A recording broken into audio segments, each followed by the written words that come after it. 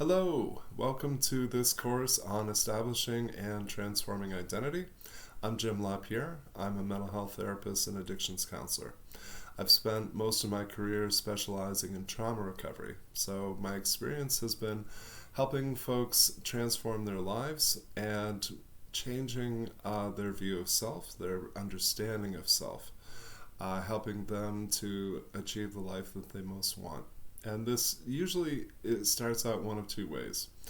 Either folks approach this philosophically, like they tell me that they have to find themselves, and I'll say, well, you're right there. And I will quote George Bernard Shaw, who said that life is not about finding yourself, life is about creating yourself. The second way that this happens is people say to me, I don't even know who I am. And for a lot of us, because of mental illness, addiction, past trauma, abuse or neglect in our childhoods, sometimes growing up in the presence of addiction, a lot of us were not free to learn about ourselves in a way that was healthy. A lot of us experienced what a clinician would refer to as arrested development, meaning that some of our developmental milestones were not met. For children who experience abuse and trauma, we know that that occurs. We also know that it occurs at the age at which a young person starts using substances to cope. We quite often find that their emotional maturity is halted. And unfortunately, for those of us who grew up in unhealthy or unsafe families, a lot of developmental milestones don't end up getting met. And this is something that requires a certain amount of artistry or spirituality in our approach, because the needs that were not fulfilled for us as children become challenges and limitations that we live with as adults. And so wherever we're at in our journey, whether that's in our 20s, 30s, 40s, or beyond, trying to get those needs met in the present is a very big challenge, and one that is best approached pragmatically. So, if you're one of those folks that grew up in a very healthy, well-adjusted family, I'm genuinely happy for you, and I would say that there are still countless opportunities for you to get to know yourself better. If you are planning on working in the healing or helping professions, I would say to you it's vitally important that you not only know yourself well, but that you be very comfortable with yourself. The most important tool, if you will, that you bring to your profession is the person that you are. And so my experience is the more that we invest in ourselves, the healthier we become, and the more comfortable we are with ourselves, the more effective that we tend to be. The world certainly does not need more burned out social workers, and it does not need more ineffective but well-meaning professionals. So I see this as a huge opportunity.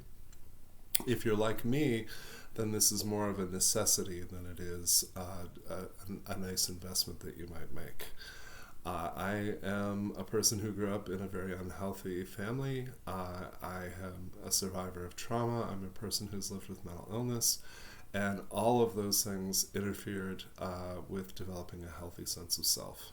And so I went into the healing and helping professions with the idea that I really wanted to help people, but what has made me effective was getting that help for myself, and that has led to having a healthier relationship with self. I don't think that we tend to think about relationships as something we have with self, but I can tell you, being my own worst enemy was certainly a relationship. It was not sustainable. Being someone who is very self-accepting, self-respectful, and who likes himself is what allows me to be comfortable in bearing witness to the pain of others and supporting others in their goals. I've been doing this work for a long time. What I've learned is that we are free to choose our own attributes, our own character. We're free to choose what areas of our life we wish to develop. Certainly there are aspects of a person's identity that are not chosen, but for the goals of this program, we're going to focus on things that are within your control. And what we're going to be exploring is maybe things that were taught to you about your worth or about your identity that are not necessarily true. And we're going to debunk those and resolve them. We're going to look for inner conflicts and ways in which you might be ambivalent towards self. A lot of us are very externally focused. We're very aware of the needs and wants and feelings of others, but perhaps not ourselves. We're going to make that investment step by step through this process, and I look forward to hearing how this works for you. Counseling at roadrunner.com is how you can reach me at any time. Would love to hear your feedback on the program and how this is working for you. But my challenge to you as you go forward is that this is a crucial investment to make in your own health and well-being, in the quality of your life. And if you're working in the healing or helping professions, that I want you to consider the degree to which you have a healthy relationship with self and the degree to which you are comfortable with self are going to have an enormous impact on how effective you are working in the field. So please consider that. Please, as you go through the program, really encourage you to do some journaling, just a little bit of introspection. Not analysis, introspection. Analysis you do in your head, introspection you do from your heart. Asking yourself important questions like, what do I need? What am I feeling? What do I want? What still hurts? What do I need to add to my life? What do I need to remove?